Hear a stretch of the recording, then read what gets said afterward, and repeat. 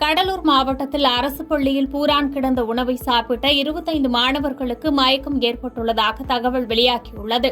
கடலூர் மாவட்டம் சிதம்பரம் அருகே வரகூர்பேட்டையில் அரசு ஆதிதிராவிடர் நலப்பள்ளி உள்ளது. இப்பள்ளியில் 100க்கும் மேற்பட்ட மாணவ மாணவிகள் கல்வி பயின்று வருகின்றனர். இங்கு நேற்று மதிய உணவாக மாணவ மாணவிகளுக்கு சாம்பார் சாதம் வழங்கப்பட்டது. மாணவர்கள் சாப்பிட்டுக் கொண்டிருந்தபோது ஒரு மாணவரின் தட்டில் சாம்பார் சாதத்தில் பூரான் இருந்ததாக கூறப்படுகிறது. இதை பார்த்து அதிர்ச்சியடைந்த மாணவர் ஆசிரியர்களிடம் தெரிவித்தார். இதற்கிடையே சில மாணவ மாணவியர்களுக்கு லேசாக வயிற்று வலி, மயக்கம் ஏற்பட்டது. இதனையடுத்து அவர்கள் சாப்பிட்டுக் கொண்டிருந்த மற்ற மாணவர்களையும் பள்ளி ஆசிரியர்கள் சிதம்பரம் அரசு மருத்துவமனைக்கு சிகிச்சைக்காக அழைத்து சென்றனர். 25 மாணவ மாணவிகள் சிதம்பரம் அரசு மருத்துவமனையில் அனுமதிக்கப்பட்டு சிகிச்சை பெற்று வந்த நிலையில் தற்போது நலமாக உள்ளதாக மருத்துவர்கள் தரப்பில் தெரிவிக்கப்பட்டுள்ளது. இதுபற்றி தகவல் அறிந்த சிதம்பரம் ஏஎஸ்பி ரகுபதி மற்றும் போலீசார் உடனடியாக அரசு மருத்துவமனைக்கு சென்று விசாரணை நடத்தினர்.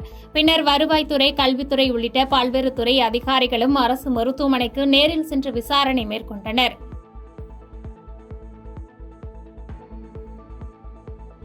பாதகம் செய்பவரை கண்டால் நாம் பயங்கொள்ளலாகாது பாப்பா. மோதி மிதித்து விடு பாப்பா, அவர் முகத்தில் உமிழ்ந்து விடு பாப்பா.